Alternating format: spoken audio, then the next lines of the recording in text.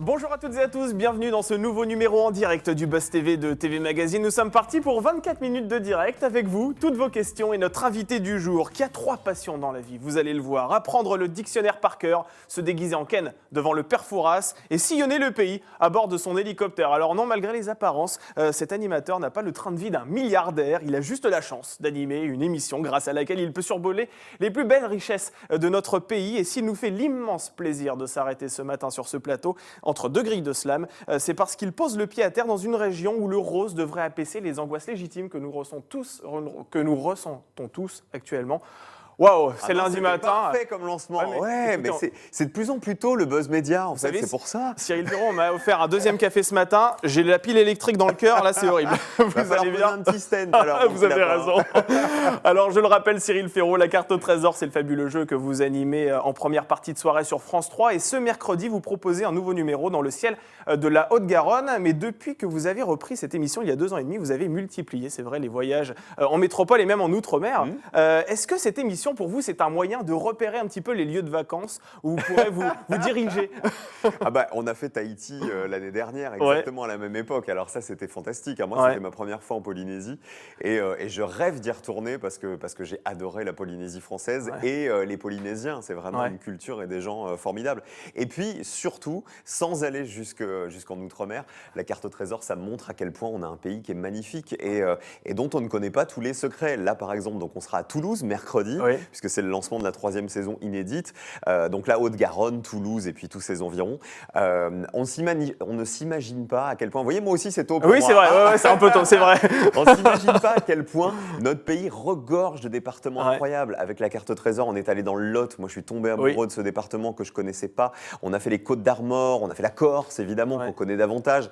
On a fait l'Ariège, qui est magnifique aussi. C'est vraiment, moi, ce qui me plaît dans cette émission. Et puis, j'ai un panorama devant moi, j'ai un point de vue qui est quand même exceptionnel. Et parmi tous les voyages que vous avez effectués jusque-là dans le cadre de cette émission, est-ce qu'il y a un endroit particulier où vous aimeriez implanter une maison de vacances? Par exemple, s'il y en a un que vous devriez choisir, ce serait lequel? Le Lot. Moi, j'ai adoré le Lot. Et que je suis vraiment tombé amoureux de ce département que je ne connaissais pas. Les vallées du Lot, du Célé, les châteaux perchés dans la montagne, toutes ces rivières. Enfin, c'était vraiment un coup de cœur, cette région. Eh bien, on va parler de Toulouse dans quelques instants avec la Haute-Garonne et ce fabuleux numéro de la carte au trésor qui arrive cette semaine sur France 3. En attendant, je rappelle que nous sommes en direct sur Figaro Live, sur la page Facebook de TV Magazine et sur le Figaro.fr. Vous pouvez poser toutes vos questions à Cyril Ferraud. Est-ce que vous faites partie des dents sont vraiment blanches? Est-ce qu'il s'est fait blanchir les dents? Est-ce qu'il passe ses week-ends dans des maisons de retraite? N'hésitez pas.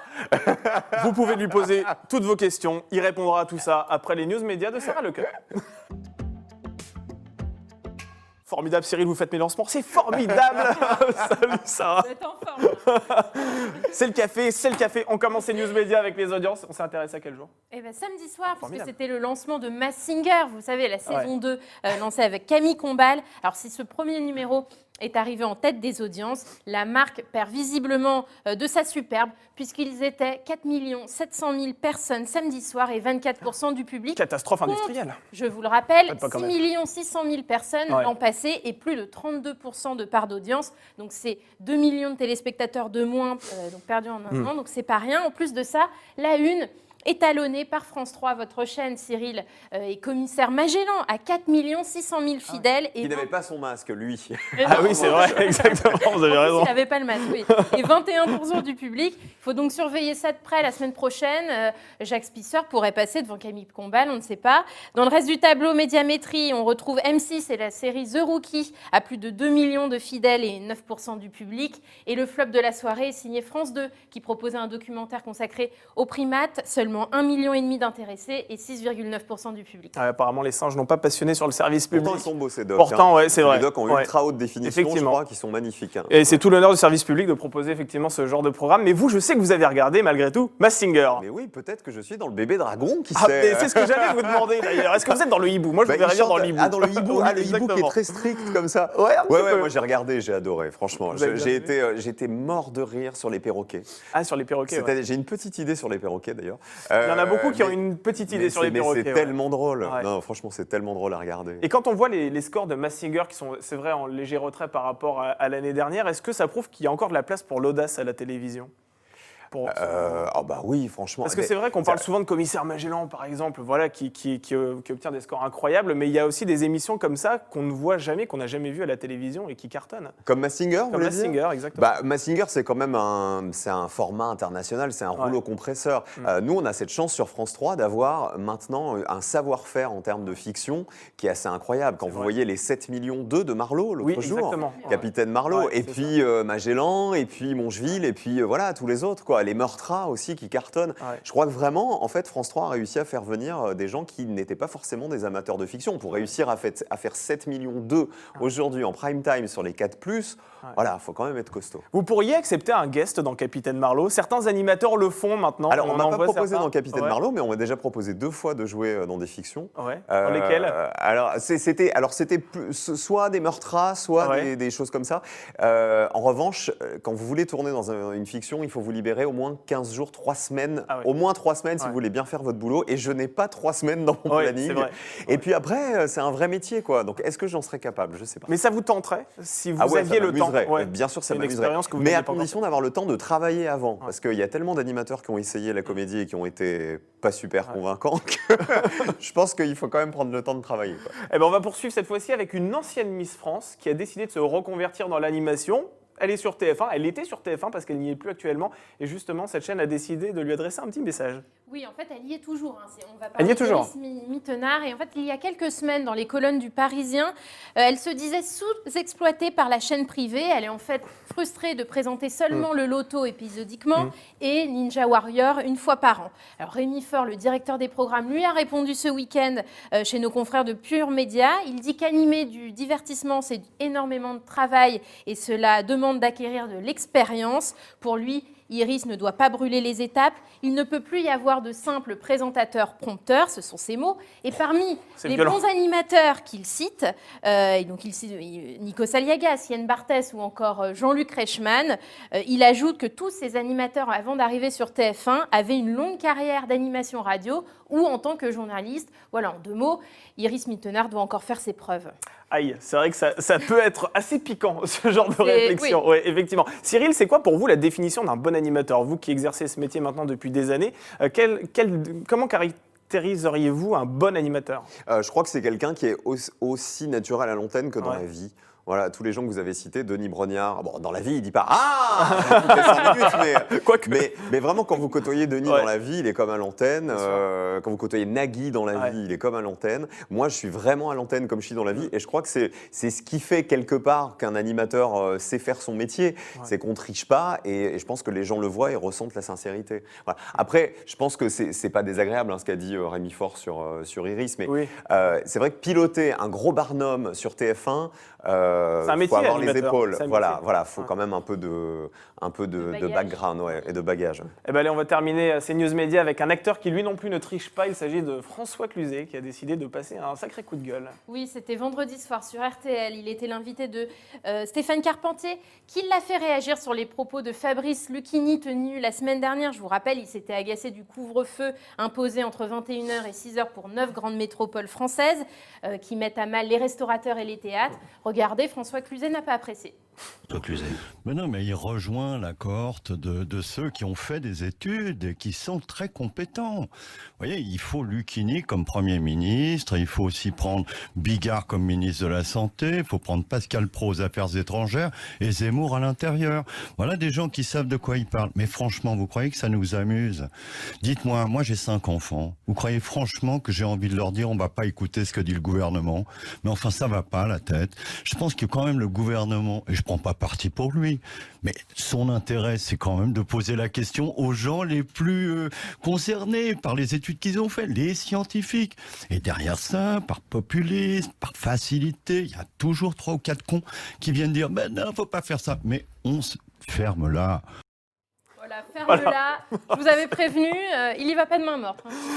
Cyril, vous pensez quoi des mesures gouvernementales ? Alors c'est vrai qu'il y en a certains comme Nicolas Bedos qui disent « continuons à vivre, quitte à mourir », et il y en a d'autres comme François Cluzet qui effectivement disent « il faut quand même respecter ». il faut respecter. De toute façon, si on veut s'en sortir à un moment... moi, je ne suis pas scientifique, contrairement à plein de gens qui donnent leur avis partout. Je ne sais pas quand on va se tirer de cette merde, pour dire la vérité.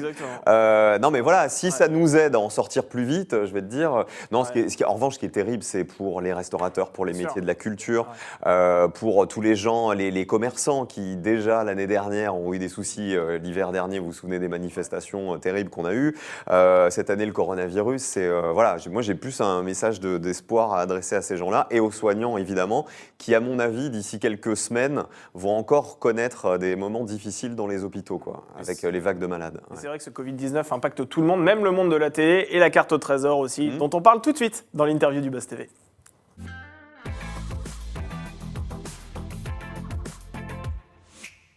Cyril Ferraud, seul face aux internautes et face à nous. Ah oui, attention, on change de place. Non mais attention, ici, il y a de la production, vous voyez, Steven Spielberg à côté. Ce n'est rien du tout. Vous animez un nouveau numéro de la carte au trésor ce mercredi à 21h05, donc c'est sur France 3 que ça se passe. Et cette fois-ci, donc, vous avez décidé de vous diriger vers la Haute-Garonne. Qu'est-ce qui vous a motivé à l'idée de poser vos caméras dans la région de Toulouse ? Déjà parce qu'on a l'autorisation de survoler des grandes villes avec nos hélicoptères, puisque ce sont des hélicos bimoteurs, donc 2 moteurs.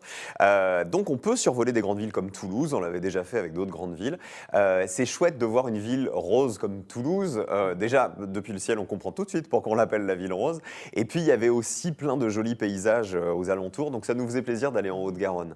Alors la carte au trésor, c'est une course d'orientation géante avec 2 candidats qui doivent résoudre des énigmes afin de retrouver la rose des vents. À quel genre de difficulté les 2 joueurs, en l'occurrence là il s'agit de Marie et Pape, vont-ils devoir se frotter ? C'est qu'on avait mis pas mal de pièges et pas mal de leurres dans cette émission. Il y a toute une histoire à Toulouse, vous verrez, autour de l'aéropostale qui va perdre un peu nos candidats. Il y a, évidemment, on va revenir sur la brique rose, la fameuse brique toulousaine qui lui donne son nom, justement. Vous allez voir qu'on va chercher, on connaît tous la ville rose, mais on ne connaît pas la petite ville rose. C'est la première énigme, en l'occurrence, de l'émission. Et puis, vraiment, on avait un patrimoine magnifique à mettre en avant dans cette ville-là. Et vous verrez qu'ils sont tombés dans pas mal de pièges, nos candidats. Et vous, ça vous passionne toujours ces histoires, cette culture autour des villes que vous visitez? C'est à titre personnel quelque chose de très enrichissant parce pour que vous? J'ai cette chance folle d'être à la fois animateur de jeux sur un plateau, animateur de jeux d'aventure et surtout de présenter un jeu d'aventure dans lequel il y a beaucoup de culture, il y a beaucoup de choses à écrire. Moi, j'ai une formation de journaliste à la base, donc écrire, il n'y a pas une virgule de mon texte que j'ai pas changé, que j'ai pas écrite, etc. Et ça me plaît bien, d'être passeur de culture. Nous sommes en direct sur la page Facebook de TV Magazine et il y a déjà des premières réactions. Il y a du monde et je vais prendre la question de Sandrine qui se demande comment participer à la carte au trésor. Casting@carteautrésor.com. Voilà, tout simplement. Carte au trésor au pluriel, trésor. Et comment ça se passe? Est-ce qu'il faut être athlétique? Est-ce qu'il faut être très intelligent, cultivé, jeune, vieux? Il faut avoir envie, il faut avoir vraiment une appétence pour le patrimoine et être curieux, parce que ça on le voit tout de suite sur les castings. Et puis évidemment, il faut courir un peu, parce que c'est sûr que si vous faites jamais d'exercice physique, la première fois que vous allez devoir monter en haut d'un phare, c'est compliqué. Vous allez peut-être réussir à monter, mais peut-être pas à redescendre. Avec un peu de salbutamol dans la poche, tout est possible. C'est quoi les qualités en 2 mots d'un bon candidat de la carte au trésor, selon vous? Quelles sont les aptitudes qu'il faut avoir? C'est être malin avant tout. Être malin et être débrouillard, parce qu'il faut réussir à convaincre les gens de vous prendre en voiture. Il faut réussir à décrypter nos énigmes, justement, à voir si on a glissé des pièges à l'intérieur et avoir le sourire. C'est tellement important d'être gentil avec les gens, et je peux vous dire que dès les premiers castings, dès les premières vidéos des candidats, on voit en fait si les candidats sont souriants, sont agréables, etc. Parce qu'il n'est pas question, même dans le speed, d'être désagréable avec les gens que vous croisez dans la rue. C'est déjà arrivé que l'un de vos candidats perde ses moyens et devienne complètement désagréable? C'est déjà arrivé, pas qu'il devienne complètement désagréable, mais qu'il oublie de dire merci, etc. Ou alors qu'ils se disent les gens sont à ma disposition. Voilà, mais ce ne sont pas des gens qui sont comme ça dans la vie, c'est juste qu'avec le speed et puis un Cyril Ferraud dans l'hélico qui leur dit « Il reste 3 minutes, il reste 3 minutes !» Voilà, ils ont tendance à être un peu excités. Mais non, on a vraiment des candidats qui sont géniaux. Alors, lorsque vos caméras décident de s'inviter dans une région, c'est l'occasion de mettre en lumière les richesses locales, de proposer des plans léchés de paysages tout aussi beaux les uns que les autres. Vous êtes un petit peu, on peut le dire, l'office de tourisme dont toutes les collectivités rêvent, Cyril Ferraud. Est-ce qu'il vous arrive que des départements, des régions, des villes, des communes vous envoient spontanément des candidatures pour que vous tourniez une émission sur leur territoire? Bien sûr, il y en a qui ont envie, il y en a qui ont très envie. Après, il y a des départements, tous les départements mériteraient de recevoir la carte trésor. Nous, on aime bien aussi aller dans des départements qui ne sont pas très touristiques, parce que déjà, c'est plus simple pour plein de raisons, et parce que ça nous fait plaisir de montrer des coins de France qu'on n'a pas vus 212 fois dans des reportages à la télé depuis des années. Et est-ce qu'il y a des villes, comme je vous disais, des territoires qui vous envoient, je ne sais pas, des cadeaux, des choses pour vous corrompre, pour que vous alliez poser vos caméras là-bas? Non, ça arrive. Parce que c'est vrai que c'est une grosse publicité pour eux. Je ne suis pas au courant, peut-être. C'est une grosse publicité pour eux, parce que votre émission est très regardée. Il y a aussi un grand relais dans la presse quotidienne régionale. Voilà, ça interpelle les habitants aussi à Toulouse. J'ai vu aussi des commentaires de Toulousains sur les réseaux sociaux qui se demandaient pourquoi il y avait des hélicoptères dans le ciel. Donc forcément, ça fait parler. On arrive toujours discrètement parce qu'on n'annonce pas notre arrivée. C'est-à-dire que la presse régionale, la veille du tournage, ne dit pas la carte au trésor arrive demain. Parce qu'on veut éviter justement qu'il y ait des gens qui se mettent en warning dans toutes les villes en se disant on veut absolument passer à la télé. Voilà, c'est ça. Il faut que ça reste une aventure naturelle, que les candidats tombent sur des gens qui partaient travailler, qui partaient acheter du pain, qui étaient dans la rue comme ça par hasard. On ne veut pas que quoi que ce soit truqué, ou qu'on puisse nous dire attendez, c'est bizarre, le candidat se pose, il y a 10 voitures en warning les unes à côté des autres. Ça peut arriver par curiosité, parce qu'à un moment, quand on voit un hélico de la carte au trésor arriver, c'est vrai que les gens sont curieux, ils s'arrêtent sur les bords des routes, et c'est ça qui fait aussi le sel de l'émission. Vous êtes connu, vous avez une présence quotidienne à la télévision, on va en parler tout à l'heure dans Slam, personne n'y avait pensé. Quand vous posez le pied à terre dans une commune et qu'il voit Cyril Ferraud, comment ça réagit?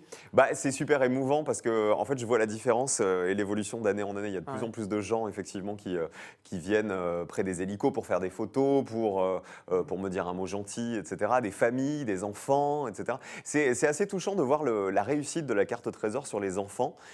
C'est l'un des programmes de France 3, voire même le programme de France 3 qui fait la plus grosse audience, par exemple, sur les 4-10 ans, pour tout vous dire.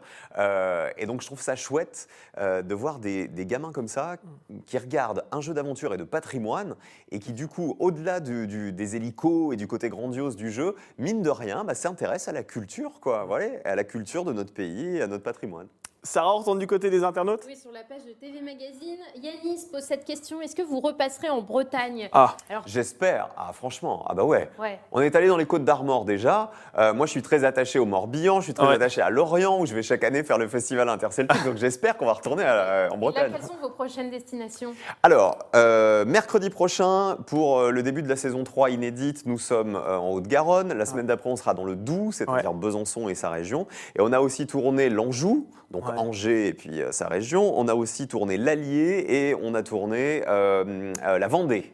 Aussi, la Vendée des îles, exactement. C'est-à-dire, pas vraiment dans les terres, mais ça sera l'occasion de survoler toutes les îles de la Vendée qui sont sublimissimes. Alors, traditionnellement, les candidats que l'on aperçoit dans cette émission s'affrontent, ce sont des anonymes, clairement. Il n'y a pas de célébrités. Est-ce qu'on pourrait envisager des émissions spéciales célébrités? J'aimerais bien qu'on en fasse une la saison prochaine. Et après, il faut trouver quelle célébrité. Il faut voir. Moi, mon petit doute, ma petite mesure là-dessus, c'est que ce qui est chouette, c'est quand des candidats anonymes rencontrent des gens anonymes dans la rue. J'ai un peu peur que si on fait un jour une carte au trésor avec des célébrités, que les gens soient plus intéressés par leur parler et les avoir dans leur voiture que les aider. Mais j'ai bien envie. Ça pourrait presque se transformer en bataille de selfie, quoi, si vous faites ça avec peut-être. Vous savez que les portables sont interdits dans la carte au trésor. On n'utilise pas les téléphones portables et les GSM. Exactement, c'est ce qui rend ce programme très authentique d'ailleurs. Il faut le reconnaître. La carte au trésor, alors c'est certes une épreuve sportive dans la mesure où les candidats doivent s'activer, se dépêcher pour trouver le plus vite possible la rose des vents, mais c'est aussi de la proximité avec les habitants. Et qui dit proximité dit contact physique. À l'heure du Covid-19, vous me voyez venir. Est-ce que cette émission est possible à l'heure du coronavirus? Oui, puisque les 6 épisodes qu'on a tournés ont été tournés depuis le coronavirus, c'est-à-dire avec les contraintes Covid. Alors, on a mis en place un protocole sanitaire qui a été validé par des médecins, c'est-à-dire que, par exemple, dans l'hélicoptère, tout le monde portait les masques, sauf le candidat et le pilote. Pourquoi ils étaient autorisés à ne pas avoir de masque? Parce qu'ils avaient plus d'1,30 m entre eux dans l'hélico, puisqu'ils sont assis en diagonale. Dans les voitures, évidemment, les cadreurs portaient les masques tout le temps, sauf pour courir, parce qu'à un moment, courir avec le masque, c'est avec 12 kilos sur les épaules, c'est quand même pas possible. Et puis là, il n'y avait pas de proximité immédiate. Et puis, dernière chose, dans la carte au trésor, les candidats, normalement, tendaient le bras avec un micro pour interviewer les gens. Là, vous allez voir arriver la fameuse perche que vous avez vue sur toutes les chaînes info et dans tous les JT. Donc, effectivement, c'est la seule chose qui change, c'est que les candidats, désormais, ont une perche pour interviewer. Mais ça alourdit considérablement le dispositif. Pour courir avec une perche, ça devient tout de suite un peu plus compliqué. Non, en fait, c'est une perche rétractable, figurez-vous. D'accord, télescopique. Télescopique, c'est-à-dire que mais je peux t'interviewer d'ici. Tu vois, formidable. Méfie-toi. On n'arrête pas le progrès, dites. Alors, vous, dans l'hélicoptère, vous portez pas le masque, on est d'accord? Ah non, moi je peux pas. Voilà, non, bien sûr que non. Mon pilote a le masque, l'opérateur, on est 4 dans mon hélicoptère. Ouais. Il y a mon pilote qui a le masque, il y a l'opérateur de la Cinéflex, c'est-à-dire la caméra de cinéma qui est sous mon hélico qui porte le masque, et mon cadreur porte le masque aussi. Je suis le seul à en être exempté. Sarah, on retourne du côté des internautes. Oui, et Mickaël qui souhaiterait un mot sur le champion de Grand Slam. Ah oui, on va en parler. C'était hier. Il est parti avec 158 000 € après Allez. 7 mois de compétition. Record de slam et du grand slam, Ouais. et record de tous les jeux de France 3. Arthur, 28 ans, musicien, qui a fait 28 semaines, c'est-à-dire 7 mois à l'antenne. Tous les dimanches, il était là. Et hier, quand il a été éliminé, bah, évidemment, j'avais ma petite larme aussi. Parce que, Justement, je vous propose de retrouver cet extrait parce qu'il était assez particulier pour vous. On vous sent rarement ému à ce point. Et hier, vraiment, vous avez été touché. On regarde cet extrait. À la maison aussi, un tonnerre d'applaudissements pour le plus grand champion de tous les temps du Grand Slam et de tous les Jeux de France 3. Arthur repart au bout de 7 mois, au bout de 28 semaines, avec 158 000 € dans la cagnotte. Bravo Arthur, bravo champion. On a passé 7 mois ensemble, 7 dimanches, de matchs incroyables, d'émotions, de victoires. On a tremblé aussi plein de fois parce que plein de fois t'es passé vraiment près de l'élimination. Arthur, vraiment dans toutes les Voilà, Cyril Ferraud, là, donc c'était les adieux, entre guillemets, avec... de son côté. Effectivement. Ouais, Mais justement, qu'est-ce qui a provoqué ces larmes chez ce candidat? Alors après, effectivement, il parle de ses parents, il parle aussi de sa famille qui l'a regardé. Mais parce qu'en fait, on s'attache quand vous passez 7 mois d'antenne avec un candidat sympa qui en plus nous a fait des matchs. Parfois, on a l'impression que les champions, quand ils sont dans des jeux, on les favorise par tous les moyens possibles pour qu'ils gagnent. Nous, c'est impossible de favoriser qui que ce soit. Hein, je vous le dis, puisqu'ils choisissent le mot qu'ils veulent dans la grille pour marquer des points. Arthur, il a failli se faire éliminer plein de fois au cours de son parcours. Il y a eu des matchs où on a tremblé pour lui et où il a toujours réussi à se remettre.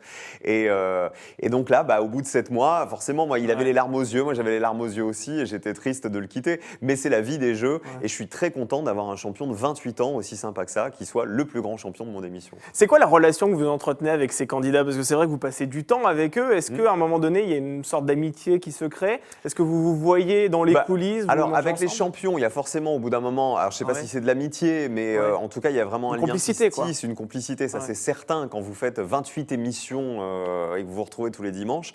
Après, vous savez, avec les candidats, au bout de 11 ans de slam, puisqu'on fêtera en fait dans quelques jours, ce sera les 11 ans de l'émission déjà. On a été lancé le 26 octobre 2009.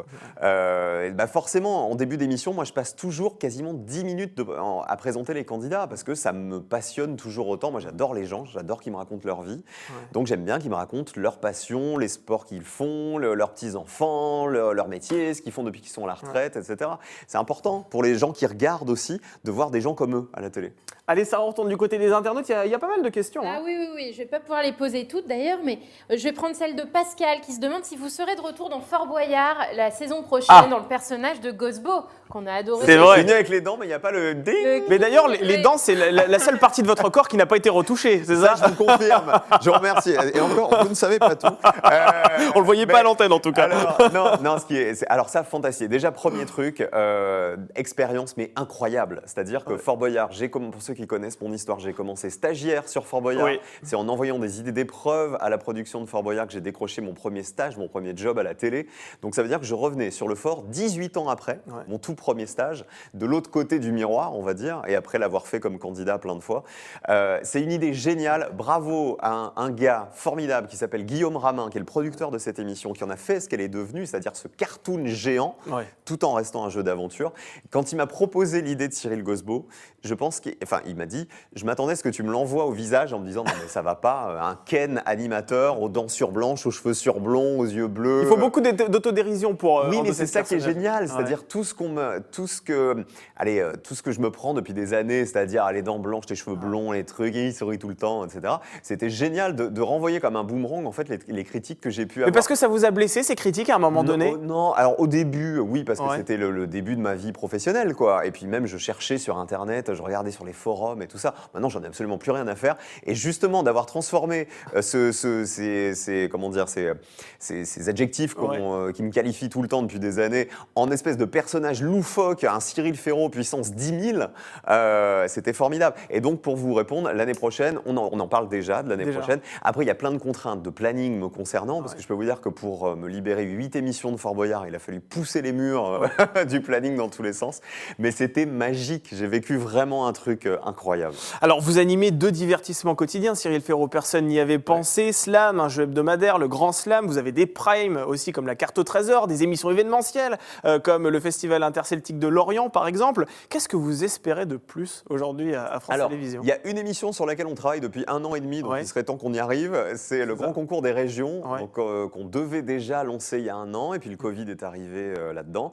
Je rappelle juste le concept, c'est une soirée en direct dans laquelle les téléspectateurs vont pouvoir élire leur région préférée à travers, pour ce qui me concerne, les danses folkloriques, c'est-à-dire que plusieurs régions de France vont venir s'affronter. Je dis s'affronter, mais ça va vraiment être dans la bonne humeur, c'est-à-dire que tout le monde va venir faire la démonstration de sa danse régionale en costume, etc. On devait le faire le 10 avril de mémoire l'année dernière. Souvenez-vous, on a été confinés le au mois de 20 mars, voilà, exactement. etc. Donc, on a remis la production en cours de cette émission.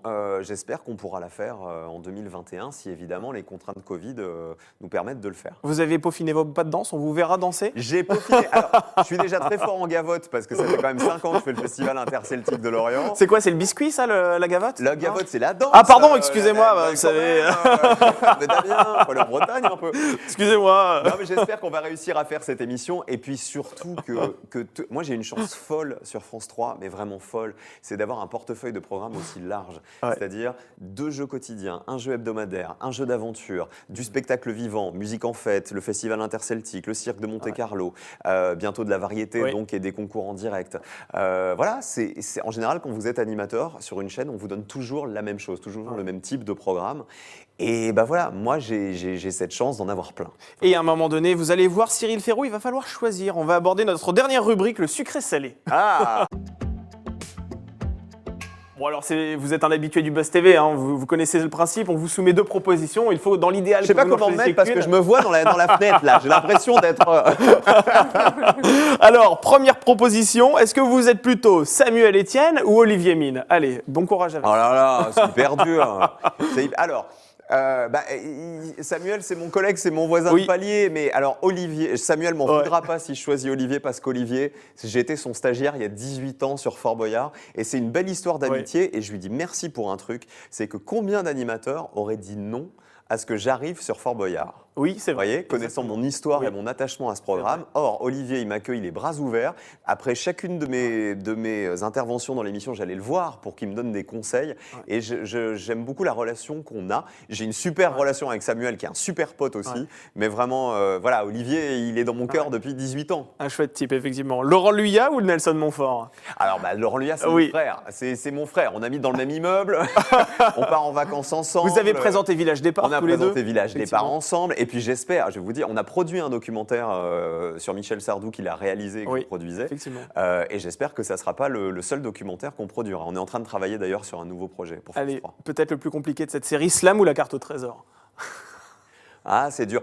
Alors, le plus sincèrement du monde, je vais vous répondre Slam, parce que sans Slam, il n'y aurait pas eu la Carte au Trésor. Bien sûr. Voilà, et que je prends un kiff énorme à faire la C'était votre Carte tremplin, au Trésor, vous. mais mon navire amiral, ça reste Slam. Et sincèrement, au bout de 11 ans, j'ai toujours le même plaisir à arriver sur le plateau. J'ai toujours le même producteur dans l'oreille depuis 11 ans, qui est vraiment devenu mon meilleur ami, enfin un de mes meilleurs amis.